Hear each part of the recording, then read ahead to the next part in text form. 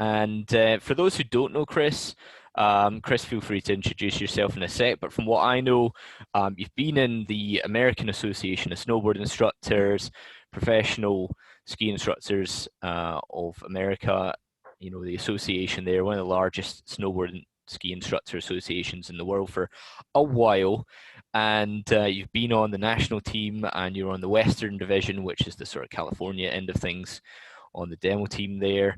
And you know, huge involvement in skateboarding as well. You know, just an all-round pro in the business. And then the topic, I believe, is the science of fun, and the show is yours. Awesome. James, if you could do me a favor and enable breakout rooms, that would be great. A simple way to do that is just to make me a co-host if you want to do it easy, but I know there are settings you can adjust. But hi, welcome everybody. Yeah, James gave me a really decent introduction. I don't like talking about myself much, but as we go through the presentation, you know, I'll share some stories about myself through that, and then as well answer any questions you guys have. But just to give you an idea of what I spend most of my time doing is I coach a lot of Olympic level athletes in both half pipe and slope style, and I've done so for snowboarding and for skiing. And then, you know, currently I'm working on setting up all of the training facilities at Mount Hood. We do a full summer race and then freestyle training facility up there, which is pretty incredible. And you guys can check that out at timberlandlodge.com if you want to learn more about it. But it's basically year-round snowboarding and skiing out here, which is pretty cool. And then I do a fair amount of volunteerism for PSI and Aussie, and try to give a lot of my time away and help people, you know, level up their skills as coaches. And the call that James was talking about, I do on Thursdays in the middle of the night for you guys. So if you joined, you'd probably had to have been drinking a lot and staying up really late for some nonsensical reason to do it, but you can catch them on the replay. I try to post them. I'm a little behind on my posting. By a little, I mean 50% of the shows are posted out of 50 plus shows. So, but in any event, yeah, I'm excited to be here. It's really cool that you guys are doing this. And I'll tell you something: the calls that I started back in the spring of 2020, right after we went into lockdown, were truly, like, emotionally and, you know, mentally a saving grace for me, and I think a lot of people who attended those calls. So this digital connection, while it's not perfect and it's not as genuine as being in person, man, it really makes a difference in your life if you lean into it. So but I'll go from there. Before I get started, do you guys have any questions? Awesome. I think we're all good to go, right, to hear wherever you're thrown our way. Okay, I'm gonna share my screen. I'm gonna make sure I got the right one. And I have some videos, just so you guys know. Let's see, is that the video only one? Hold on 1 second.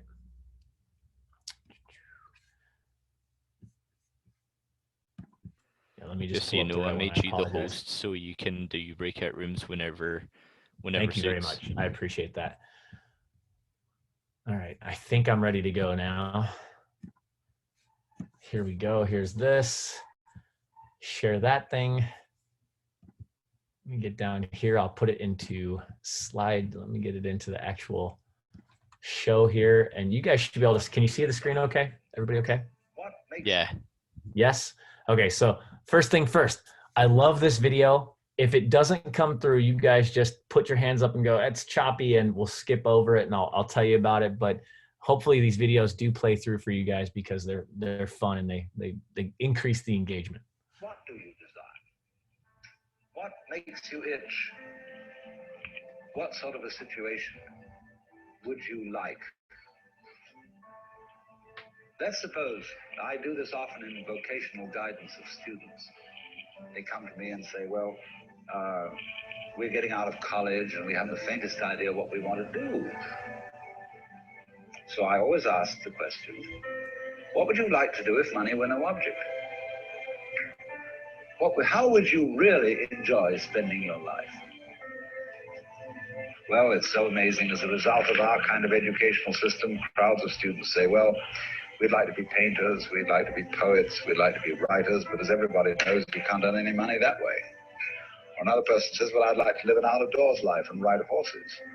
I said, you want to teach in a riding school? Let's go through with it. What do you want to do? When we finally got down to something which the individual says he really wants to do, I will say to him, you do that. And forget the money. Because if you say that getting the money is the most important thing, you will spend your life completely wasting your time. You'll be doing things you don't like doing in order to go on living, that is, to go on doing things you don't like doing, which is stupid.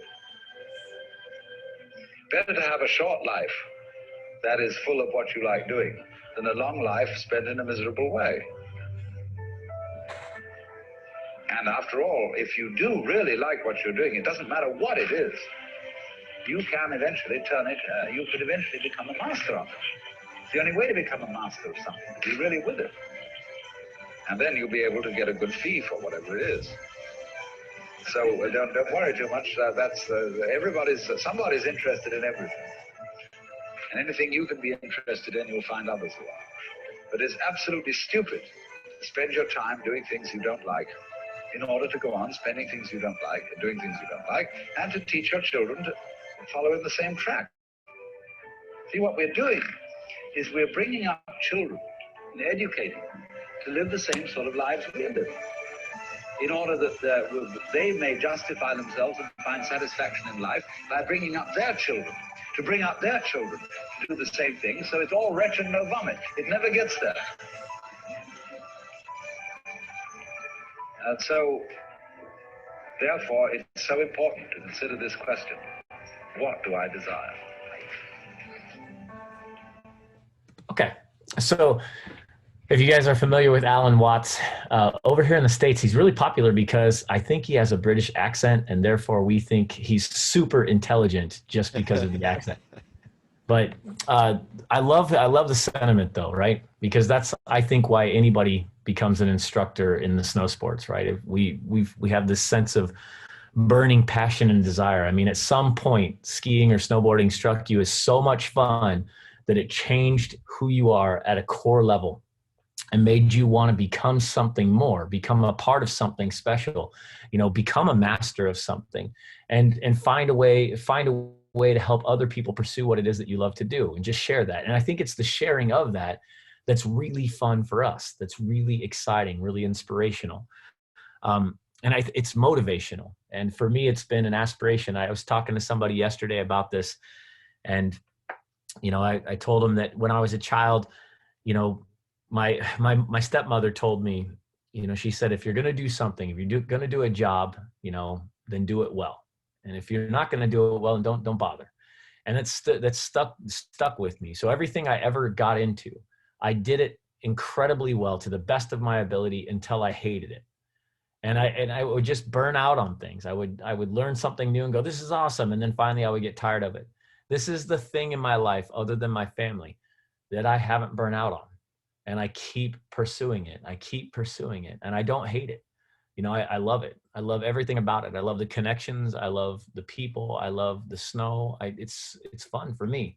Yesterday I was up riding a half pipe at Timberline Lodge and then sending it off jumps and slashing in the slush. It's all warm and slushy right now. And it was a perfect, beautiful day. And every single thing, I got to coach a couple of people. I got to ride. I got to work on the couple of skills I've been trying to refine this season for myself. And it was just a perfect day. And it was, 3.5 hours of perfection. It's fun. It's really fun. And so I always ask people, to define fun. And I'll do that right now. You guys can unmute if you'd like to, but give me a definition of fun. How do you define fun? Because I don't understand your culture. I'm sure it's different than American culture, but probably pretty similar in many ways. What's fun? Never happier than when it's raining. So rain is fun. Something to complain about. Excitement, maybe. You're excited, something's happening. It's different from just boring humdrum. There's something worthwhile doing happening right now. That's awesome. Who else has got a definition of fun? How do you define fun? Something that makes you feel happy in an uncomplicated kind of way.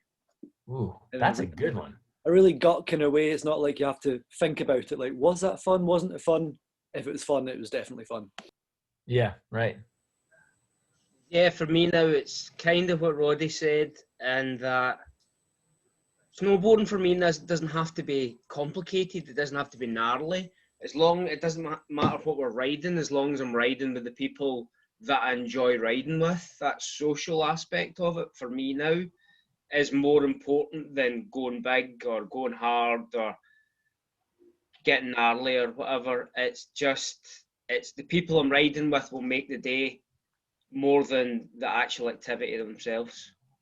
Yeah, I feel you on that one, Greg, for sure. Also, question: why did Mike Myers copy your voice when he made the movie Shrek? Why? Why did he choose you? All the Scottish people he could have chosen. Why you? I'm sorry, cheap shot. I apologize. Oh dear, I'm just You must have hated me at the Academy, Greg. I think I made that joke too many times. If I had $1 for every time someone had said that in my life, I'd have like $57.53.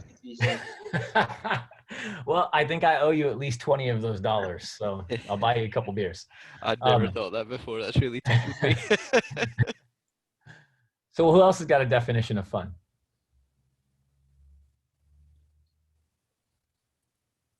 I see Mads like thinking about it. What were you saying? If I feel like my heart and or soul is dancing when I'm done doing something, if I was not sure before, then I know at that moment that I was having fun. Yeah. I find like it's quite, when it's so easy, you don't notice it, and you don't notice it. Sorry, my guinea pigs are yelling in the background. Just ignore them. That is awesome. My daughter would love those. It's just because they hear me, they think I have food. Squeak. So yeah, it's like it's so easy, and you don't realize it until it's happened, and you're like, that was so much fun. I didn't realize it at the time because I was having too much fun. It sneaks up on you. That's cool. I think it's maybe when you do something that makes the rest of the day easy. Oh, that's a good one. I like that. Kind of, because like then you're like, it's kind of like the fun kind of like fills you up with energy. That then everything is like doesn't really matter. And like, for example, when skiing or when working with skiing, then and you've had a good session, then like if you start the morning out with a good session, then like the rest of the day doesn't really matter. Like it can be shit, it can be bad weather, and like sessions can be canceled, and like you can work overtime, but like none of that doesn't really matter because you had fun. So yeah, right. It's just all good. I love that. Yeah, very good. So there's a guy in the United States who's a doctor, and he studies a junk science, but he studies the science of play. And he actually heads up the National Institute for Play out of Stanford University. And his name is Dr. Stuart Brown. You guys can look him up. It's some pretty cool stuff that comes out of the Institute for Play that I think is very relevant to what we do. But he defined fun. I was listening to I think a TED Talk that he did, and he defined it as doing something simply for the sake of doing it because it feels good. And everything that you guys just described, I think really kind of relates to that statement. I mean, he tried to put a definition on it, but it's so true, right? It's a feeling. It's something that you don't have to know it's happening, but you felt it. And then it overwhelms you. It changes your whole outlook. I mean, you can drive up to the mountain and get cut off and yelled at and flipped off by several people. I don't know if they do that in Great Britain, but over here in the US it happens. And then you get to the mountain, you go snowboarding, or you teach someone, and everything melts away.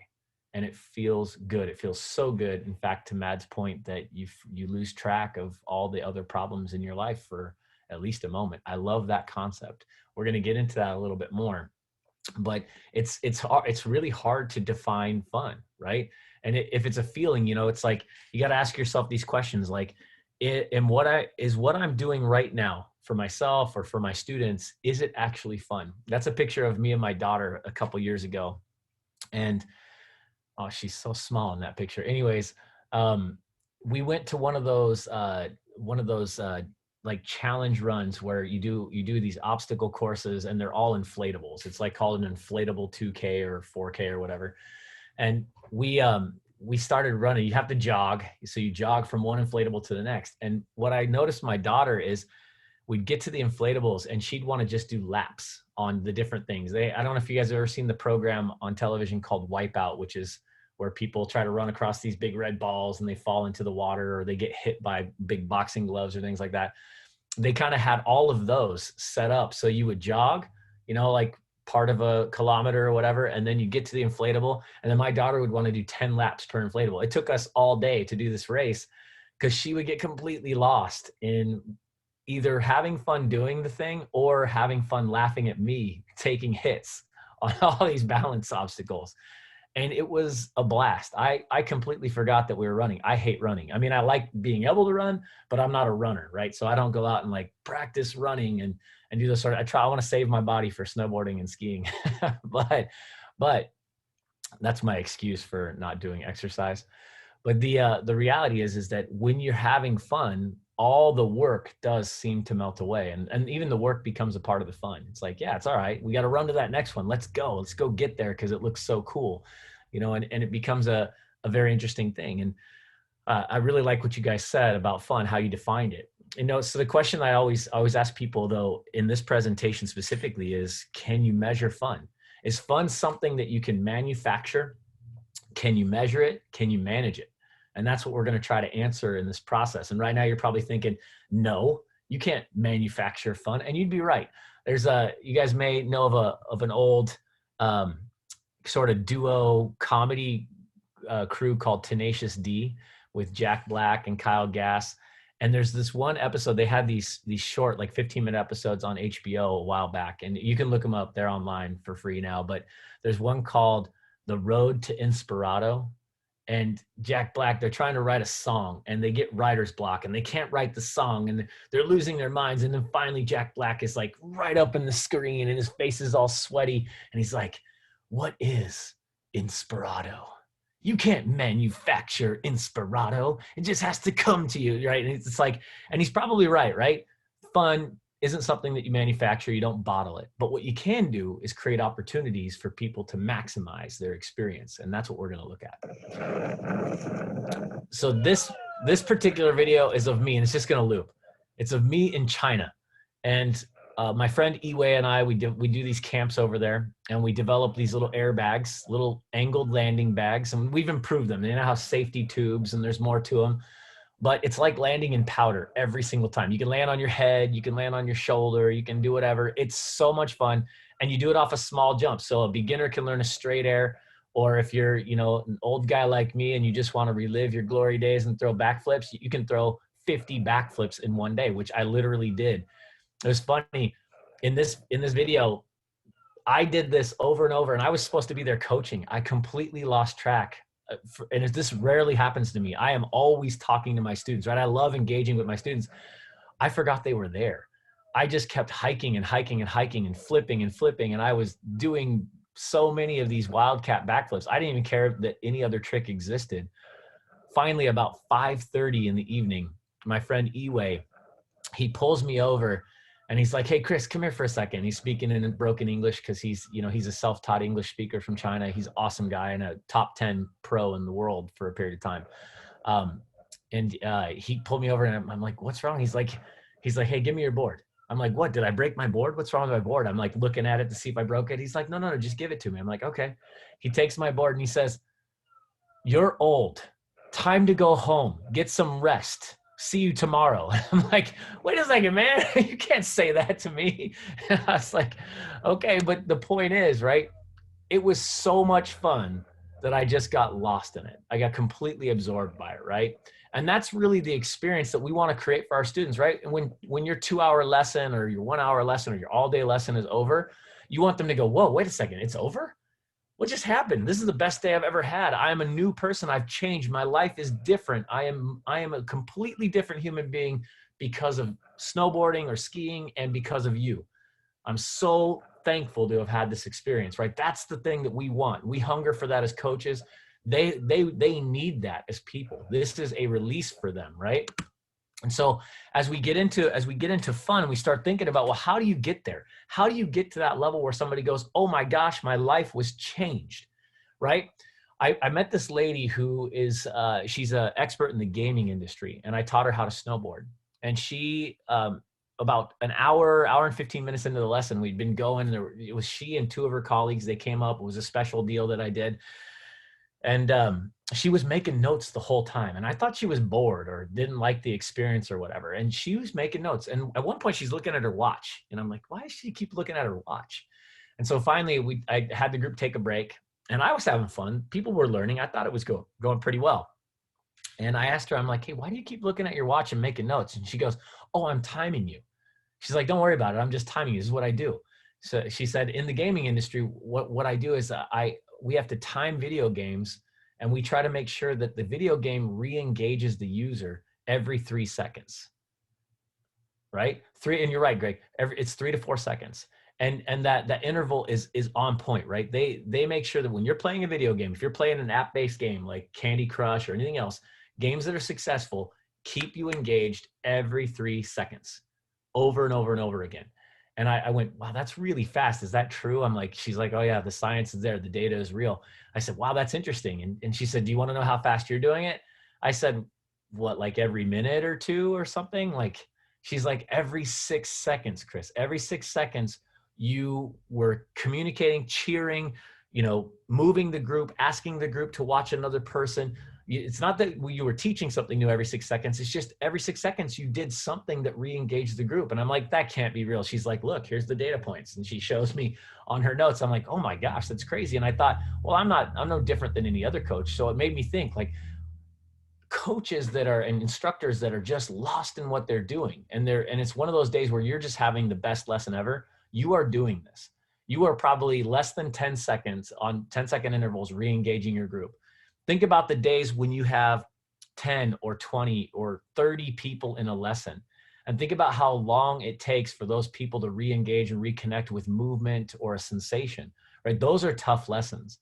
But when you have those moments, even it can happen in a large group or one-on-one, when you have those moments where they're just constantly engaged, it's very powerful. She then, and I that was profound. That's stood out with me for, more than 10 years now. And after that, she goes in and she goes, well, do you want to know more about what I do? I said, of course. She says, well, in the gaming industry, we actually measure video games in these 4 categories of fun. They have to hit these targets. So her agency actually analyzed and consulted on like Call of Duty. They've done all kinds of different big time video games that are very successful. And she says, so these 4 categories have to be hit. First, there's easy fun. I'm like, okay, what's easy fun? She says, well, it's the level in the video game where you don't have to have any skill, but you can instantly do it and you just learn, and it's super simple, and you don't die. You get as many lives as you want, and you just get to learn the game. So it's super easy. And you may recall when you play a video game, you've seen that. In snowboarding and skiing, it's tubing, right? If you really want to get someone hooked on snow sports, start with a snowball fight or go tubing.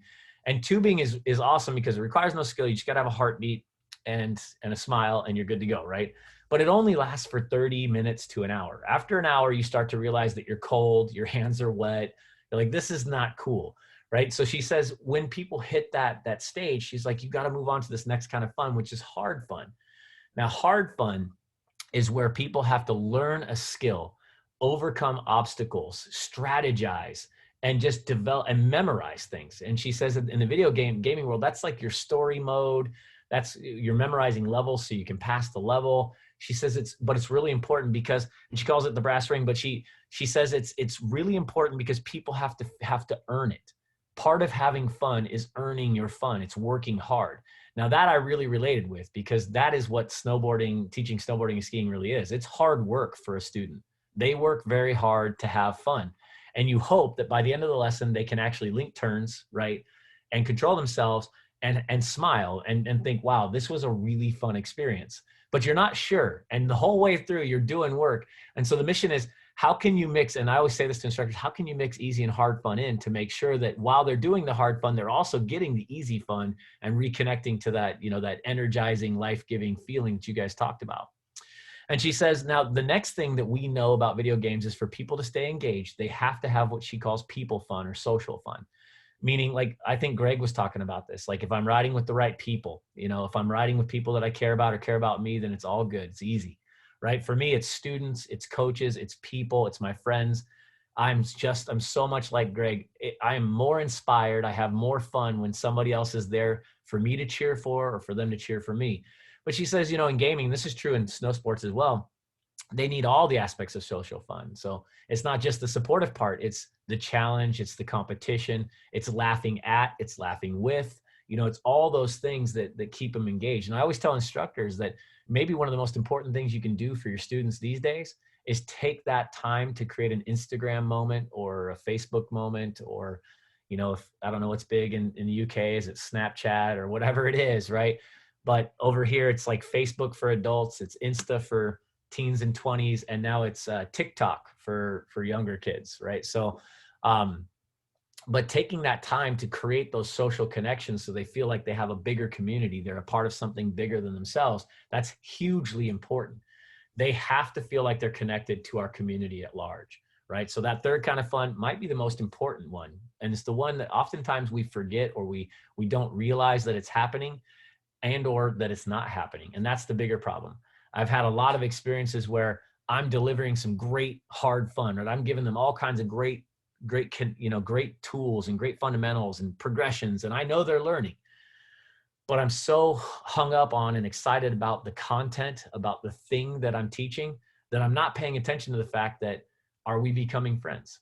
Are we building a real relationship? Do they feel connected to the mountain, to the community, to the culture?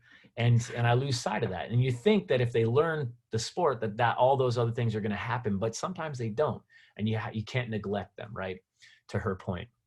Then she says, if those three things happen, you get to this fourth kind of fun, which we talked about.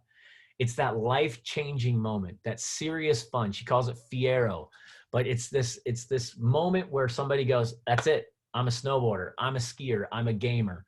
They buy the shirts. They wear the clothes. They talk the talk. Think about it. I guarantee if you think about it, you've probably had conversations where the sound of your voice has changed. The way you speak, the way you enunciate, it changes because you're fitting into a culture. It's becoming a part of you, and you're becoming a part of it, right? And that's an insanely important realization, right? So how do we get there? How do we manage these four kinds of funs? Before I move on, do you guys have any questions about the four kinds of fun? What does brass ring mean? Is it some term that I'm not familiar with? It's like an old saying, meaning that you've achieved it. You've achieved it. You've earned it. You get the brass ring for. It's like a celebration of success. Got you. Through you get the gold hardship. Ribbon. Right. Here's your gold medal for doing all that hard work. Right. And our awards or rewards are a big thing in the UK. Like, is this big in kids sports over there? I think maybe not so much. I don't have any kids, so I'm not sure. Lesson cards are much more of a big deal over here than in the US, Right. I think. Where you tick off you've achieved this, this, and this. Yes. You don't tend to get like medals. It's more like, in Scouts you get a little patch to put on your shoulder thingy. Like if you learn swimming, you get your 100-meter badge that you can sew onto your swim trunks and things like that. That's cool. So there's some measure of it, right? And my favorite with the class cards, though, James, would be, I remember there was an instructor I worked with who would always just check most of the boxes and then go talk to the parents and just sell it hard. Even if the child hadn't actually achieved those things, they're like, your child did so good under my direction, now tip me. I was like, they're so fun. And it's like that guy's got to hope that the child comes back to them, because if not, he's going to get found out. All right. So the next piece that comes into play is something else you guys talked about. I think and so forgive me for not remembering names, but Patsy and Roddy kind of talked about this the most, but they were talking about losing sense of time or not realizing that they had fun, but then at the end, they know that they did, right? There's this flow theory. You guys have probably seen something about it, but there's a guy named Mihail Csikszentmihalyi, and he's Hungarian, and he's studied this theory for 30 plus years now. And again, it's another psychological junk science, but he's got some great data and really amazing information to share about this. So if you look him up, he's really cool. I think he's done a TED Talk as well. But he talks about flow theory, and he basically says, I'm going to boil it down very simply. He says, where the difficulty of the task and the ability of the student or the person, right, performing the task meet in the middle, right, on that graph, they can achieve a state of flow most easily. And what flow state to him is this whole concept of losing yourself. He says athletes, runners, you get the runner's high. We as snowboarders and skiers, we get that same thing where you lose track of time and you forget that it's time to go back to lineup, right? Because you're just lost in it. And it's the act of doing something that just sucks you in completely. It's so much fun. It feels so good that you're just in the moment. And that's what he's really talking about. Now he says where the difficulty of task exceeds the ability, they run the risk of becoming frustrated, or even worse, in our industry, they have a much higher risk of being injured, right? So if we ask students to take big chances, there might be big rewards, but there can also be big costs. Now, boredom is the other side, where the ability is too great. If you keep them in that zone, and you guys all know this when you're working a split of students where you got some that have advanced and some that haven't, how do you keep the advanced students engaged in the beginner area, without losing them? And this happens, I think, probably more often for us than the alternative in group lessons. But the mission is to keep people, I think, right on the edge of frustration. Not frustrated, but close to that side of the flow line. Because if when they're learning, if they're completely challenged, they will stay in that learning mode. You got to let them come up for air, right? And you got to go and just do some practice where they get to enjoy what they've learned. Sometimes you got to take it way down a notch so that the fun can become a part of that flow too. But it doesn't mean they're going to be bored by reducing the skill. It means, or the difficulty, it means that you're actually paying attention to and choosing the right time, right? To adjust from too hard to too easy, and where the middle is. And that's what you're doing as a coach. You're managing your students' state of flow very effectively.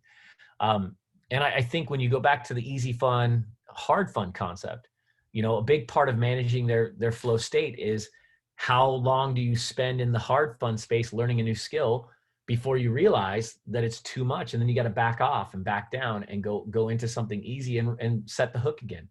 Get them to trust you. I used to tell people at the Burton Snowboard Academy, Greg might remember this, but I would sometimes get up in front of the group and say, all right, nobody falls today. Everybody becomes a snowboarder. I'd say things like that because I wanted to challenge the coaches to go out there and create that experience, right? And so they had this measuring stick, a barometric sort of measurement to read. And what was crazy about that is they ended up running the academy on their own.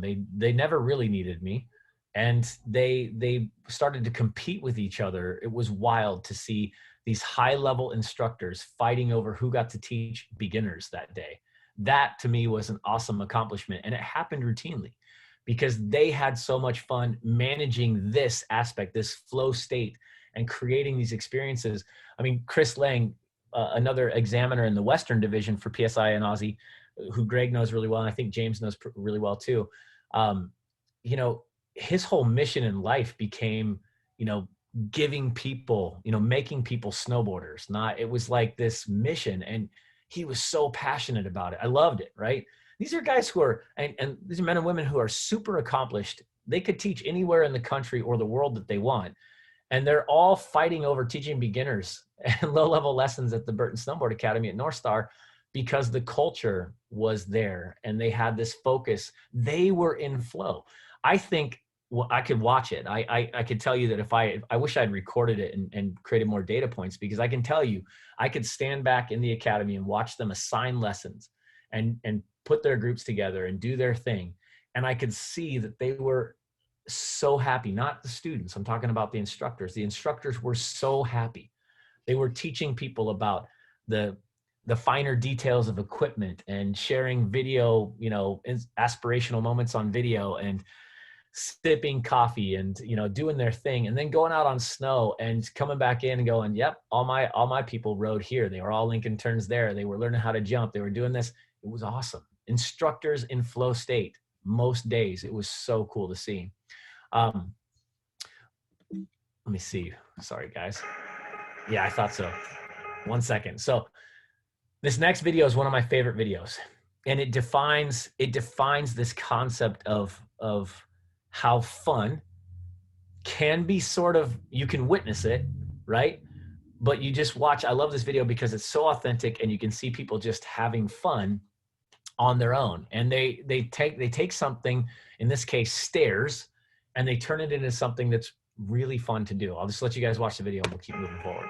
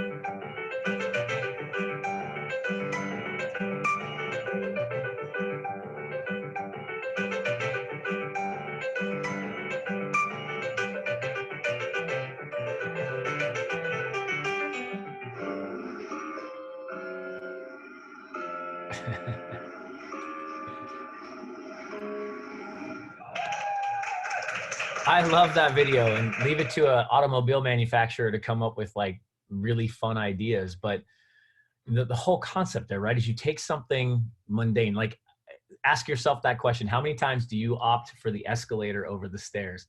And the funny thing is ever since I saw this video, it's been years, I use the stairs now. Whenever I go to an airport, I take the stairs. If there are stairs, in fact, I get mad when there aren't stairs, because I think about this video and it's changed how I see things. And I start to look at the stairs as like a source of fun.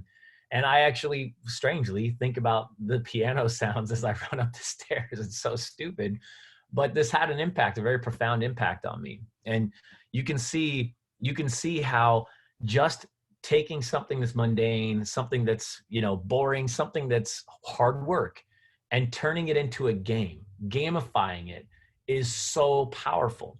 Right? Creating an opportunity for someone to have fun will change the way they behave.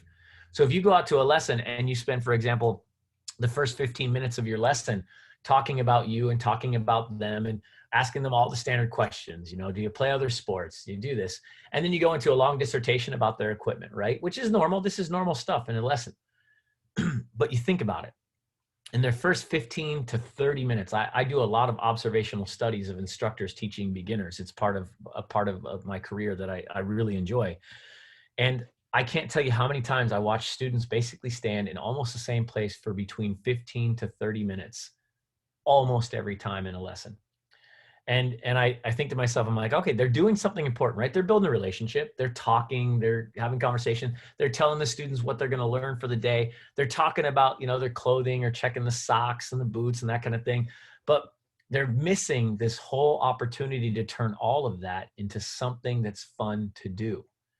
Now, it's a good thing if you're funny and you're a joker and you like to communicate that way, you get people laughing, that's great.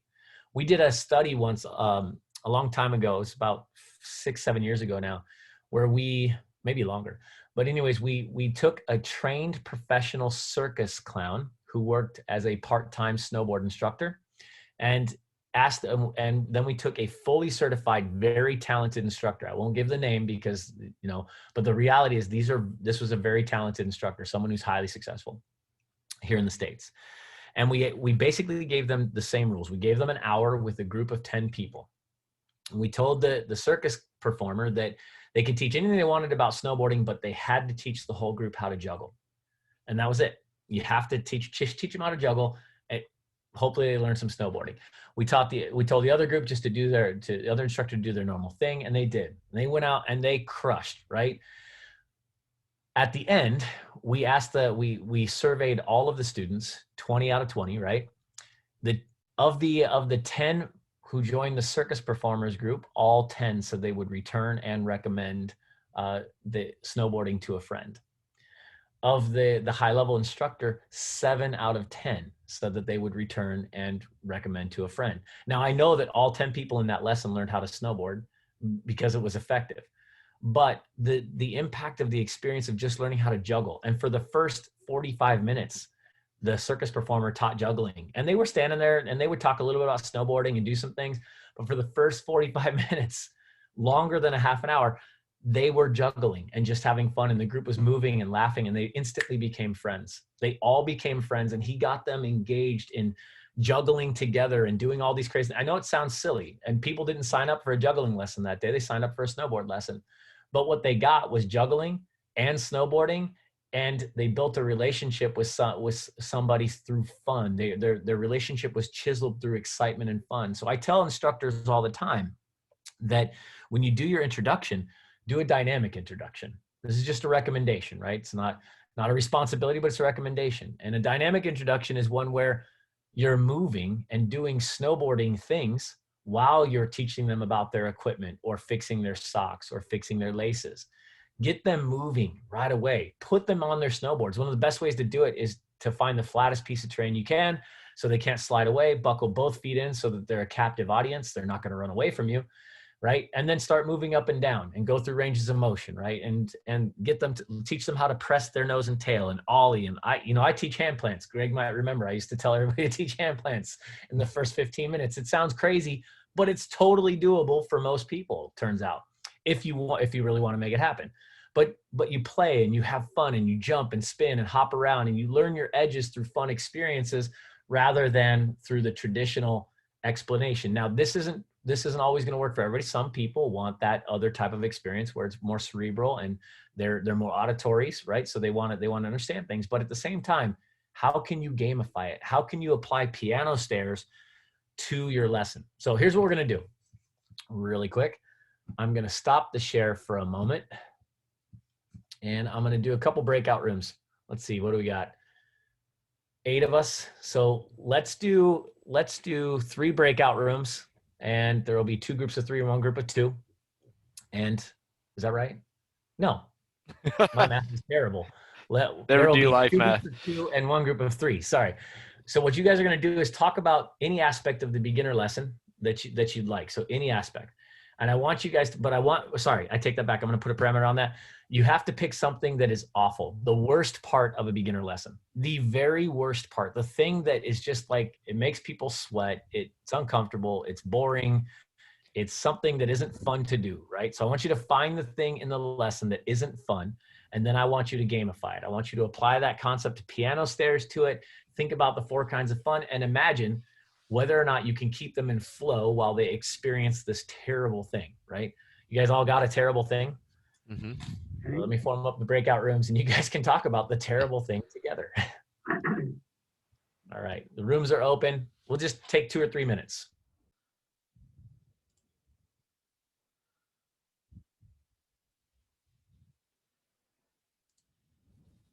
Hey, James. Hey guys. I was thinking the sort of, when you're doing a beginner lesson, the hike back up. Yeah. That part sucks. And because you can't, you can't put them in a lift yet, they're just going to fall over. Doesn't matter even if it's a magic carpet.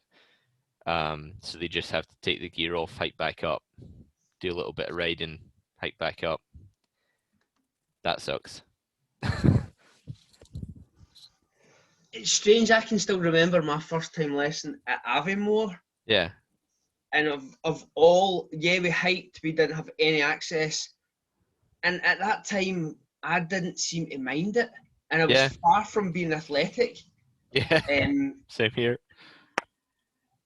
And I get it when you see it and you see people sweat, but I was so focused on it. Whereas someone who's not focused, it's a horrible experience. They're just like, why am I doing this? See, I was actually thinking that side slipping's the horrible experience. Well, yeah, that too. Especially like heel edge side slipping, where the balance point's so hard to get. And the forcing of it. I mean, that's what do you think, Carol? Sorry, I'm just kind of. I'm gonna have to go with you and agree on the hike, because it's always like that death march, regardless. It's like going up, even just like do like the straight glide, and then the hike back up after like their first side slip if it doesn't go well. At that moment, at least like the first time walking up, I try to like engage everyone, but yeah, it's like death march. And when I was working at Sierra at Tahoe, they had a sort of tiny weeny, like you've never seen a pair of skis before area, and then you hiked up to where the magic carpet was, but the way they'd groomed it is it was like this for about 10 feet. And in snowboard boots, where it was grippy, no problemo. But if I was teaching skiing, I had to try to get into people's heads to keep their heel up. Otherwise, the slope's like this. They needed to have their foot in like that and kick in, but they would inevitably lower their heel, and then ski boots have no grip at all. And I was like, just keep your heel up. Just, it's so basic. Just keep your heel up. I don't know how else to describe it more basic than that. And they would just be like a dog on the laminate floor. And I'm like, I don't. Tell you what, I'll take your gear for you, and I'd haul up like 10 bits of gear, dump it at the top, and then literally like grab their hands and help them up this slope. And it's just like, oh, why? Constant source of irritation. So yeah, it sucked. Look at this. This is like a powerhouse group right here. What's up? I was just thinking the other thing is teaching people how to sit up on their heel side edge, like mobility. That's still something after all these years that I've just never managed to make.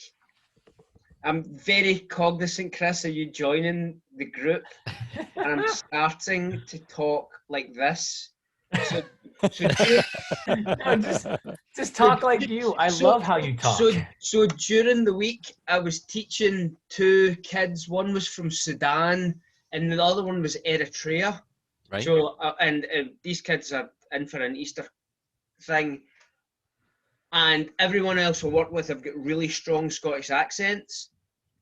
And the kids have very little English, and I started to talk like this, like I was an American instructor again. Yeah. And my boss actually thought I sounded German. I'm still not quite sure how he got to that. Yeah. As soon as I see you, I'm like, I need to start pronouncing my words and leaving spaces in between my words and finishing the words off with the correct letters at the end. This is why I love you, because you're funny. So I like what you were saying though about the getting up on the heel side. Yeah. I was just thinking, I had a friend of mine challenge me to teach them how to do laybacks, which is where you basically sit to your heel side, and then you drag your hands and you turn and dip your head and drag your head on the snow too. Like if you're wearing a helmet, it's like dope, right? So, but laybacks, you don't have to drag your head. That's just like the extreme version. But you do have to sit down towards your back foot on your heel side edge, like way back over your tail and way out over your heels. And so like you're snowboarding on your heels, kind of flat basey, but almost dragging on the snow, hands in the snow, back behind your heels as well, right? So you can imagine it's a very awkward position, kind of like how people try to stand up. And then I started thinking, man, because I started talking to, I was doing a clinic or a training session in Arizona, and I was talking to this group. I'm like, because I watched them try to get their students up off the ground from the flats on their heel side. And it was just all kinds of weird things, like extend the hips, do a bridge, and push your board over to the toe side edge, then stand up from your toes and your knees kind of thing. It was weird, all kinds of interesting stuff that you see, right? But I went, all right, what if we took the layback and made that the move? It wasn't about getting up, but it was more about like breakdancing and seeing if you can get people to sit down and like do some hip pumps and hip thrusts and like start to feel the movements and learn how to walk their hands around their tail. And like you played with it, but only a little bit at a time. And you didn't even let them know that you were maybe teaching them how to get up on their heels. You're just like, hey, I'm going to show you guys a trick. It's kind of cool and it's really hard to do. Let's see who can do it. Everybody sit down and see if you can get in this position, right? You know, anyways, if you came at it that way, maybe that's an approach. So I'm going to join the other group. I'm going to let you guys get back to it. Sorry for hijacking. Not sure. That was good to have you. I've probably one of the coolest things that's not quite standing up in the heel side edge was for the early season training and training some of the new instructors to do level 1. And I had given them intro, equipment, and two-footed mobility because that's how they wanted to do it. And he did one on hungry hippos. And the hungry hippos went from hungry hippo, foot goes in the boot, and it was to do with the straps and stuff like that, the hungry hippos. But then the other one was two-footed mobility, and he brought out these balls, and he got the kids to sit in a circle, two-footed, and he put all the balls in the centre and put the kids back, and the kids had to rush in on their heel side edge and grab as many balls as they can and then scoot all the way back to where they were. This was from an instructor who hadn't taught before. Yeah. And I'm sitting taking notes because it was a presentation before the exam, and I'm like, this is bingo. Stellar. This is level 2 kid cert stuff and some. Yeah. Everybody watch this and steal it right now. And I take it that has been Hungry Hippos is gamifying as gamifying as you can get. It didn't really help them stand up, but they definitely felt that heel side edge. Yeah. In a very, very fun way. That's brilliant. It was brilliant, Carol. It was just watching the guy, and I'm like, he's never taught before, and he's did this in 24 hours. And I'm like, this was amazing. Yeah. Just like, this man's going to go far. Quick, give this man a promotion. Yeah, just put him in privates right now. Yeah. First season. I think I've also noticed, like, in moments of desperation, when you've tried the sort of straight up approach, you just go, right, fine, I'm just going to go, let's try this. And you go, right, just something crazy out there, let's do that. And then you, oh, that's worked. Yeah. I think I've said before, like, there was a kid that was like tiny little 5-year-old skier. I was trying to get her to do snowplow turns, and I could not for the life of me get through to her. And we got 58 seconds to the break room close. And I said, right, you're a butterfly, and you're flying from flower to flower. And she, done. And it's like, oh, why didn't I think of something like that sooner? I'm such an idiot. And it's things like that, I think, that is the, you know, maybe we should go straight to game rather than just, I'm the instructor, I tell you what to do. I'm in charge. Totally agree with that. Like, it's first, like get them playing first, and then sneak everything underneath rather than the other way around. Trojan We're going horse. to teach this thing, and now we're going to make a game out of it. Let's play a game, and then we're going to talk about how that's going to help you with such and such. 15 seconds till the breakout room. I'm going to grab a beer. You're giving us Scots a good name. Mine is, I can't leave to get a beer. I'm stuck at the screen. Hello again. Sorry, I'm How many times do I have to tell you? That's all I heard when I came back in is, how many times do I have to tell you? No context at all. It wasn't me getting berated, alright. No, that would never happen. Stop eating the carpet. furniture. Stop eating the carpet. Do you eat the carpet often, Roddy? You guys are so funny. Okay, so I kind of got a taste of what everybody came up with, but why don't you guys present to the group so everybody can hear? Just you want to do a brief synopsis of what you guys talked about and maybe any ideas you came up with. Well, Greg talked about onion 7 layers. Well, that's interesting. Yes, onions have layers. Thank you, Greg. We're talking about different things that we found difficult. The hiking aspect of it, when you're carpet free and no good access. And the other thing that sprung to mind is just, I see it just when you have to do it, and Chris will go, you shouldn't be teaching this anyway. The whole heel side slip, and it wasn't me. It was a kid who would early season training, and he had to do a presentation before his level 1 on a kids teach for his level 1, and it was intro, equipment, and 2-footed mobility, and he did it on hungry hippos. So everything was hungry hippos. But the thing that got me at the end, including putting the bindings on, putting his feet in the shoes, but he got the kids to sit in a circle on their heel edge. Now, it wasn't to heel side slip, but to find that heel edge, and took the kids to sit in a circle with their boards on their feet, so all the boards were outside, and put a bunch of balls in the middle, and the kids had to play hungry hippos with their snowboards. So they had to shuffle all the way out, grab some with the edge of the board, and shuffle all the way back with their balls, as many as they could.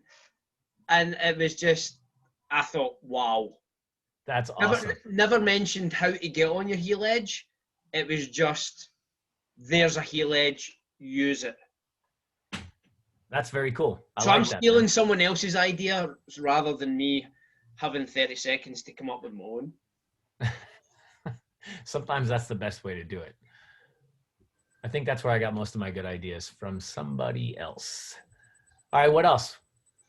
So the Patsy and Roddy, as we came into, how many times do I have to tell you? What was that about? What were you guys talking about? My guinea pigs were eating the carpet. I'm sorry. I was throwing peas at him to stop him doing it, and he kept doing it. So sorry. Sorry. Making it into a game. Yeah, it was a game.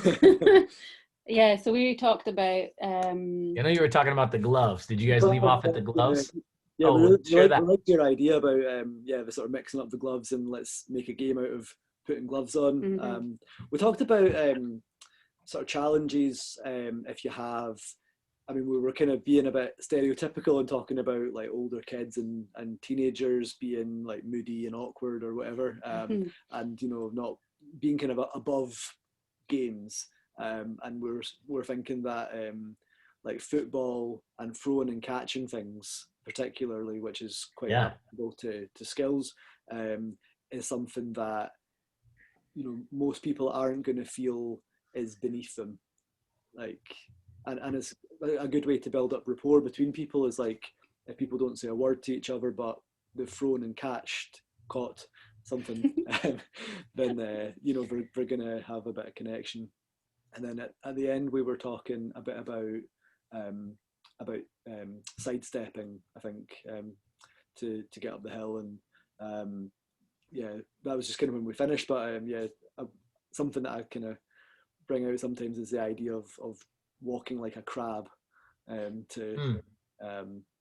for younger kids, you know. Yeah. I've actually seen him teach it, and it is so cute. He's like, imagine you're a little crab, and like going up the hill like that. It's like the cutest thing. His tiny little tot is like. Yeah, I only use that with adults occasionally. Yeah, right. I think a lot of times I hear sidestepping, especially from skiers. Skiers will talk about sidestepping. You're like, well, we got to teach it because people got to know how to climb the hill. You know, I tell people this story. The first ski school in the States, the earliest ski schools were in the Northeast, and one of them was at Cranmore, New Hampshire. And an Austrian guy came by the name of Hannes Schneider came over in the 30s. And they had this beautiful learning hill, but no grooming machines. And so the entire beginning of the lesson was all about sidestepping and then side slipping, because that's how he would teach his beginners their first steps, but also prepare the learning slope for turning. Slow. And so it had purpose, right? Sidestepping had purpose. And now I think for some reason, even here in the States, I don't know how it is over there, but in the States, a lot of times people are teaching like edge steps and side steps as a part of like this routine progression that they're doing by rote. And for me, I tend to only teach things out of necessity, right? So when the opportunity presents itself, I teach it, or I make sure I teach it before I have to go somewhere where I know they're going to have it, right? And to that end, I came up with, in snowboarding, I came up with this whole, fast plant skating thing where I teach people just to play around, and literally I teach them how to skate backwards and step off their heel side edge and pick the board up and spin it around and jump back onto it. And I do this with my beginners. I take my time. It's a slow process and it takes some energy, right? But it's fun. And in that process, inevitably someone will have to learn about edges and that sort of thing. And so I'll do a whole thing. I'll be like, oh, did you guys see how he only turned 90? And then he sort of hooked up on his toe side edge. That's a good skill to have. Everybody do this really quick. Step onto your toe side edge and see if you can dig your toe side edge in, and let's walk. And I teach them how to edge step right then and there as a teachable moment. And that's sometimes how I've overcome it with little kids. One of my favorite things to do, especially on skis, but also on snowboard, if I want them to edge step, is I like to take, I draw lines, or I steal ski poles, or I use pieces of bamboo, and I use those as obstacles to step over, right? And I'll do all kinds of little games. Other things that I'll do is I'll incorporate grabs. If you're a snowboarder, I'll incorporate grabs into edge stepping. It sounds weird, but it's really fun. If you're doing a toe side edge step and you teach them how to reach down and grab their heel side edge like a method, right? Or you can use the backhand like a stalefish grab, all of a sudden adds a new element, to the whole thing. And then the experience of sidestepping wasn't just, well, this is how you climb up a hill. It became, remember when we learned that sweet grab and you could use your edge and you were blah, blah, blah. It becomes a moment in their story that they can tell later. And I think that's kind of the mission. I know David had a really cool one from their group where he was talking about, teaching about the equipment, because that's not a really fun thing to do, but you had a really cool idea, David. Well, I think it's easier. It's easier when it's teaching kids, because they take you on. They'll say, right, okay, give your skis a name. I want one ski to have one name, one ski to another. How do you jump into your bindings, right? This is I don't know, I can't remember what I was thinking. I was thinking of a crocodile's mouth, and you want to hear it snap. Yeah. It doesn't work if you just chew it. You want to hear that snap. That's you in your skis then. As you said that to me, you made me think of in the United States, at Disneyland, there's a ride called the Jungle Cruise. And they take you around this, sort of jungly environment, and they tell funny jokes about the hippos and all these different things.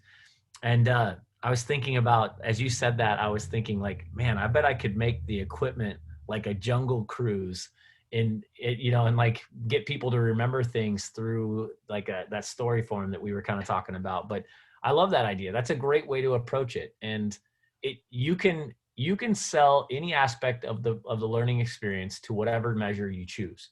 It's up to you, right? At the end of the day, you write the story and the student tells the story. So as you're thinking about, how do we measure and manage fun, right? And James, I believe I've gone over time. Is that correct? Don't worry about it. Okay, cool. I'm going to share my screen, and I have only a wrap up slide. Then I wanted to open it up to questions from you guys if you have any. But as you're thinking about how you manage the experience, right? Every aspect of what you do can be thoughtful and intentional, or it can be just something that you do because somebody told you to do it, right? That whole teaching by rote. And I spent a lot of time in China, and I'll tell you, that's by and large that is the way people operate in the learning environment over there. Learning by rote. It's like, do it my way, exactly my way, and you'll get there through this process. And in the States here, it's definitely more creative and flexible, right? Where it's more, cater the experience and design the experience for the individual with some things. If you're a new instructor, you get a progression that's like, these are the 10 steps to start. But after your first lesson, you already start deviating from those 10 steps, and you go in different directions because you realize that those 10 steps are just a starting point, and they don't actually effectively work for every single student exactly in that order or in the way it was written or whatever the step might have been. You might have to create new steps. There might be thousands thousands, millions, infinite steps that you may create to teach beginners. And you may never do the same lesson twice. I promise you, I've never done the same lesson twice. I've never given a presentation the same way twice. It's not even possible, because I look at the group and I go, this isn't about me. It's not my content. It's the group. And I'm watching you to the best I can, to the best of my ability on Zoom. I'm watching your faces. I'm looking for head nods. I'm looking for engagement. I'm watching for those moments where I can go, all right, they're getting this. I saw, I'll give you an example, not to call anybody out, but during the piano stairs video, I saw David smile. He had a big smile. Oh, yeah. And I'm like, okay, he got it. Yeah. He's like, no, I didn't smile. Yeah, but there are moments where I watch it. And now maybe he was smiling because of the video, which I keyed into. Maybe there was something else funny going on in his house. It doesn't matter to me, though. All I can do is read my students, right? Exactly. All I can do is watch you and develop the experience through because of you and around you, right? And that's the key to the science of fun here. It's not that you can manufacture it, but if you're in tune, if you're in flow with your students, meaning you're watching and you're right there with them, you're truly present in the moment, you can absolutely impact their ability to have fun and create the best opportunity for them to have fun through your actions and efforts. And that's really the key. It's not so much that you have to become a fun manager. That would be ridiculous, but maybe a cool job title until it wasn't cool anymore.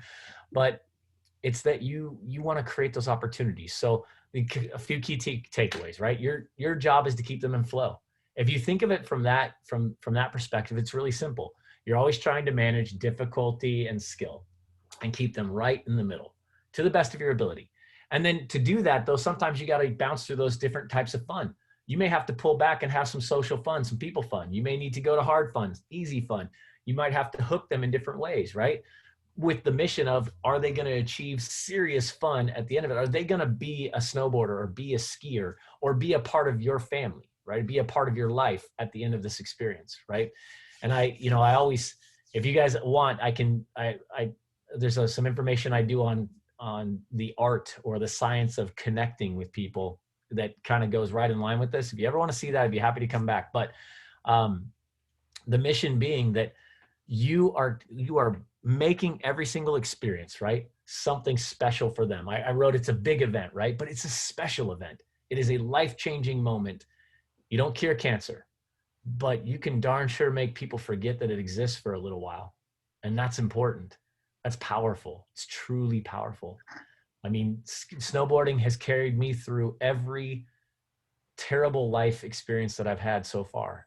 And I hope it continues to do so. I hope it's that place where I can go and connect with other people and give myself and my skill to someone else so that I can feel like I'm contributing to someone else's life rather than being lost in my own, right? And that's a mission for me. And then I'll leave you with this. I think it's very simple. Always turn boring into fun. That's your job. Your job isn't to go, well, there's just hard stuff that you got to learn. Your job is to make people forget that hard stuff exists. Your job is to make people smile while they do hard stuff, to make them laugh while they're sweating, to make them want to sweat more. I mean, that's it. And if you just have a few little philosophies that guide you through your process, you're going to deliver a better lesson. And it has nothing to do with my progression or yours. It just has to do with you being committed to engaging with your students, on a different level, maybe than in the past. And you guys know what I'm talking about. I know you feel this. I know you felt those moments where it all connected. And I know you felt the lesson experience where nothing connected. I've had those too, and I still have them to this day. But we're aiming for measuring ourselves and our own performance and then going back the next time stronger, right? So there you go. I'll leave you with that, and I will open it to questions. And thank you very much for having me. Appreciate it. Thank you. Thanks, Chris. Thank you. You're welcome. Made me think of Mary Poppins at the end there. A spoonful of sugar makes the medicine go down in the most delightful way. In the most delightful way. Very good. Yeah, well, candy is the go-to for most instructors. Follow the candy trail. Or is that just an American thing? A lot of the Australian instructors have a little bottle of schnapps. Yeah. Not for the kids though, right? If nothing else, Overpells. You'll be remembered for having the bowl of snacks, and that's not a terrible thing. I thought you said Yeah, bottle of schnapps, Roddy. I had a session with my friend. It was at the International Women's Day Oh, where cool. Awesome. one woman turned up, which was my friend. Really? Was that the day when it was atrocious weather and we basically had to close for the day, but a couple of people sort of were like, well, we're doing it anyway. Yeah. That day, right, cool. Yeah, that day. So I had like a guy and his partner and my friend, and I had a thermos of like sweet chai tea and these dates and this almond butter that I made. And Yeah. Danica, my friend, still talks about it to this day. And she's like, I had the best time up there on the dry slope in the worst weather ever. And she's like, oh, I still remember that tea and like the amazing dates and the almonds, and like she's totally loving it. So like whenever I go up, I need to get a better thermos. It's really it's rubbish. Yeah, Earned it. Yeah. when you've earned it, it tastes better, and that's what she remembers. So That's cool. Yeah. That's really cool. Yeah. I don't think beer ever tastes as good as after a day in the hill. Yeah, or taking off your boots. Oh, yeah. Here in the States, I don't know how it is over there, but here in the States now, when you get to take your mask off, that is a great feeling. Oh, You're right. like, oh, Right. yes, free. It's like Are you coaching fresh all air. day with your mask on, Chris? Yeah. What's that? Are you coaching and teaching all day with your mask on? Yeah. Depends on the location, but some places do require it, some places don't. It's it's sort of random over here, big country, right? But it's I'll be honest with you, I would much rather do social distance and keep the mask off than wear that mask. It is the worst. I mean, the worst experience.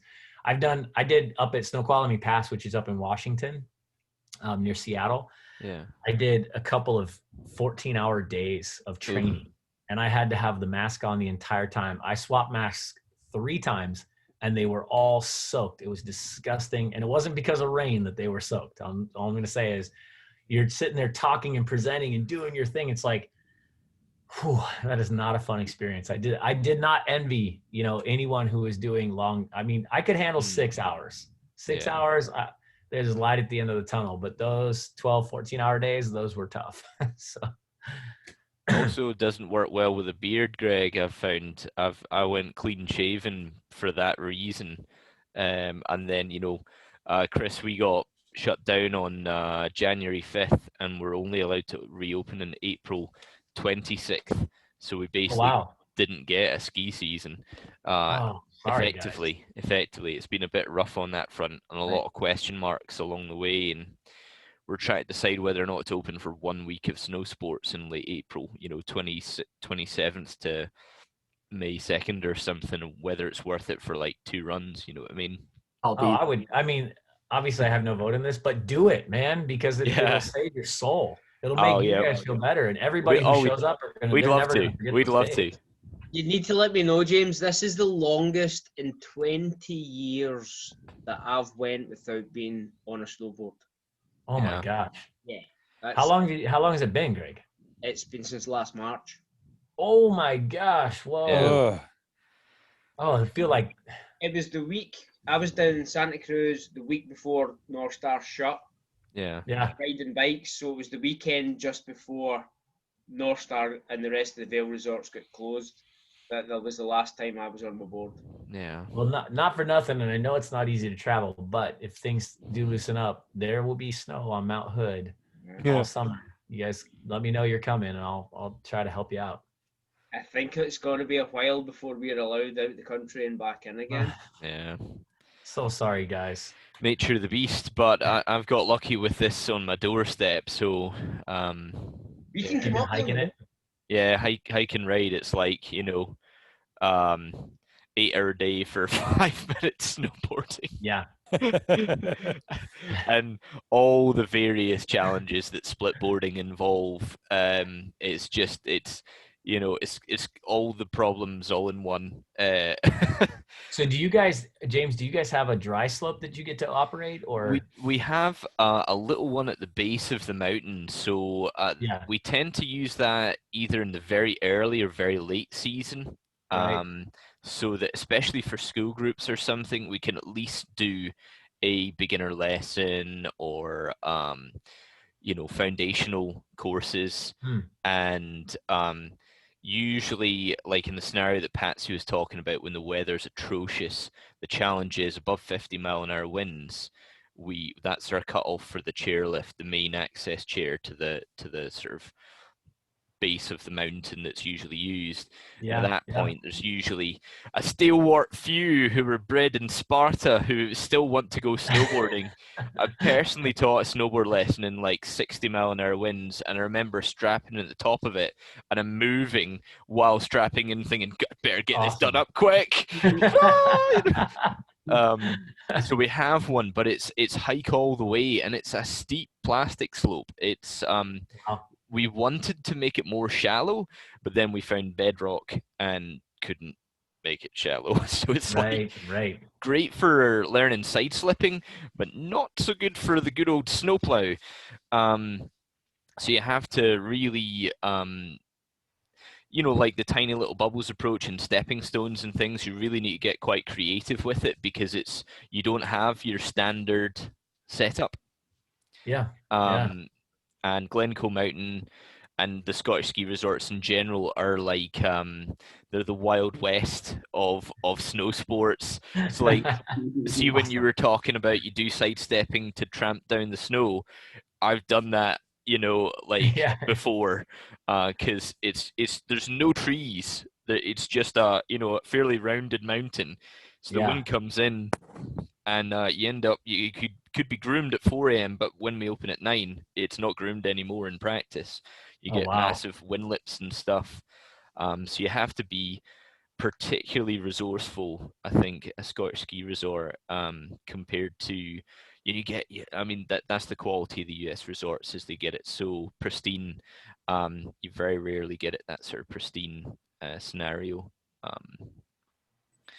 Did anyone else want to jump in?